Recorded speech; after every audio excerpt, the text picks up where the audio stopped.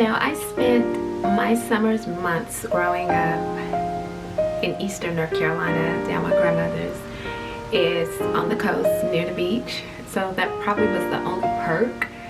But my grandparents were progressive farmers, and they had lots of land and crops and livestock on every inch of it. So one of the things that my grandmother was a big proponent of was a woman knowing how to be very domesticated. Now that could be problematic, but we're gonna stay focused on the food piece of it. So she wanted me to know how to cook, and in knowing how to cook, or learning to cook, I took a real love for it early on, but kind of kept it to myself. I would say at times it would shine its light, but for the most part it was very subtle. So I can recall my aunt having hordes of cookbooks, just like novels, and thumbing through the books and looking at the pictures and reading the recipes and like, oh, I want to make this, or oh, I'm gonna eat this, and, you know, just all those kind of exciting things. And in doing so, said, okay, well, I'm gonna learn how to make pancakes. It was ambitious, but it was a try. I remember spending the night with some of my cousins over my grandfather's sister's home, and she got up the next morning to make breakfast, and she was making pancakes, and she asked, which adults didn't ask us things like this, but she did. She asked us, how many pancakes did we want? And I felt like I was in the Waldorf Astoria. I want 3, and that was wildly ambitious for me. 3 pancakes were way too much. I probably ate 1. But the thing that I noticed about it was that it was fluffy, it was amazing, and I couldn't wait to learn to make it. So I started thumbing back through my aunt's recipe book and seeing that, okay, here's a recipe. I can do this, I can do this. And so it wasn't until I was spending the night with another aunt that she said, they call me yo, you gonna make breakfast for us? And I said, yes, I'm gonna make those pancakes. And I made it from heart. I didn't have a recipe book. The recipe book was back at grandma's house, but I remembered the components of it. Now whether I got the measurements right was another thing, but I was determined to make pancakes, and so I did. I made the pancakes. They were absolutely delicious. They were fluffy, and I remember my aunt saying to me, how did you learn to make pancakes like this? And I thought, I don't know. It was just me connecting to the ingredients and to the outcome.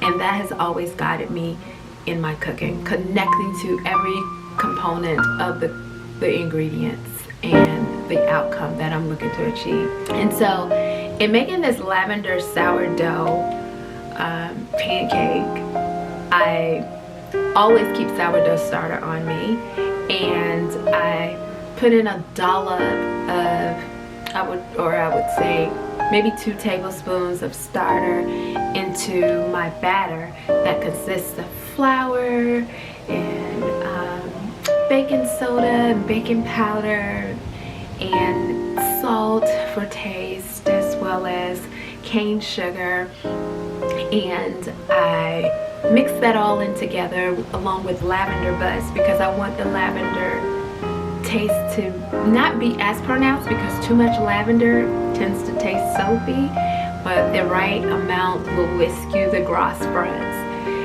or summer au revoir. And so sourdough just gives it that almost like a donut taste, a floral donut.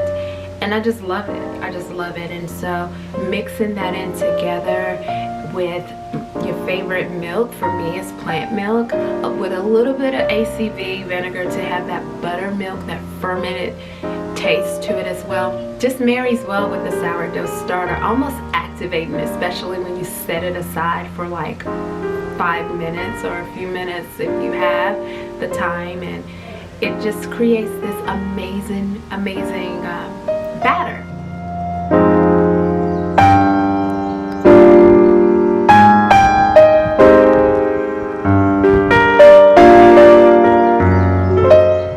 So with any pancake, you must cook it in lots of butter because you want, I know I do, crispy edges, and allow those crispy edges to be the star along with the fluffiness of the center of the pancake. I always just pour the batter into the hot buttery pan and allow it to sizzle up, and leaving it alone. I think leaving it alone, it will make for a better pancake.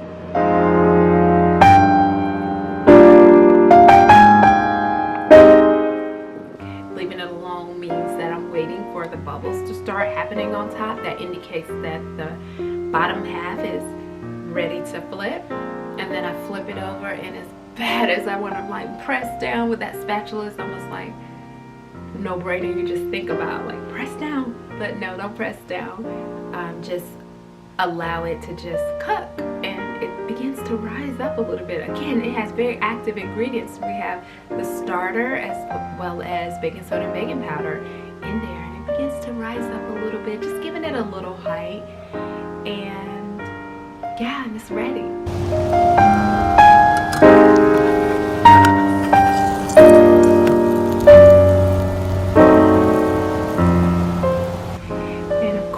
Met with your favorite syrup, in this case maple, because of all the fragrant flavors in the pancake of the lavender sourdough pancake.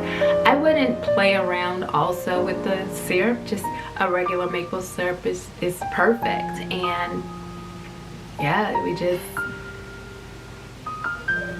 put that syrup on it and cut into that bad boy, and it's beautiful pancakes. And so every time that I make pancakes, whether it's just traditional buttermilk pancakes or lavender sourdough, it takes me back to summer on the farm, spending the night at my aunt Lula's house, and her serving me 3 pancakes and then turning around and making it for my aunt by memory, and creating something magical and memorable. And that's what I get every time I eat pancakes. Yay!